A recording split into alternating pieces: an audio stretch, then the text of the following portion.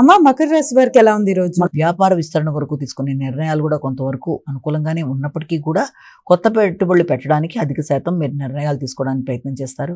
భూ సంబంధ వ్యవసాయ సంబంధ విషయాల మీద దృష్టి కేటాయిస్తారు.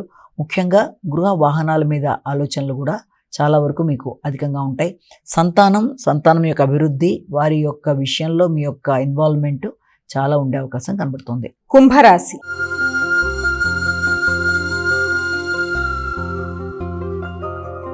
అమ్మా కుంభరాశి వారికి ఎలా ఉంది ఈ రోజు? ఎమోషన్స్, కోపం అధికంగా ఉండే అవకాశం కనబడుతుంది.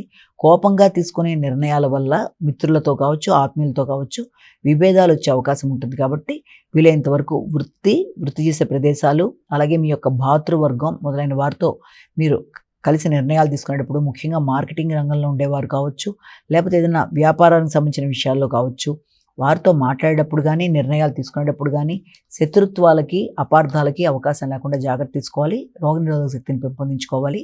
తొందరపాటు నిర్ణయాలు పనికిరావు. వృత్తికి సంబంధించింది మీరు తొందరగా నిర్ణయం తీసుకుని వృత్తి మార్పుల కొరకు కానీ, వృత్తిని వదిలేద్దామన్న భావనలు కానీ ఎలాంటివి ఏర్పడుతున్నా కూడా దాన్ని అధిగమించే ప్రయత్నాలు ప్రశాంతంగా చేయాలి. మీనరాశి.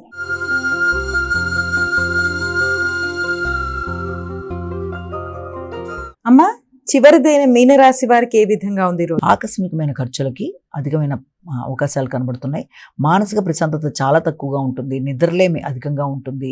వచ్చిన ఆలోచనలు పదే పదే రావడం, ఆలోచనల మీద నియంత్రణ లేకపోవడం, ఆహార స్వీకరణ మీద ఆసక్తి లేకపోవడం, అలాగే ప్రతి విషయంలో కూడా అది తండ్రి, వృత్తి, ఆర్థిక విషయాలు, అలాగే భాగస్వామి వ్యవహారాలు, జీవిత భాగస్వామి, వారి యొక్క అభివృద్ధి, అన్ని విషయాల గురించి చాలా అధికంగా ఆలోచించడం వల్ల నిద్రకు సంబంధించి కూడా ఇబ్బందులు అనేవి ఎదుర్కొనే అవకాశం ఉంటుంది.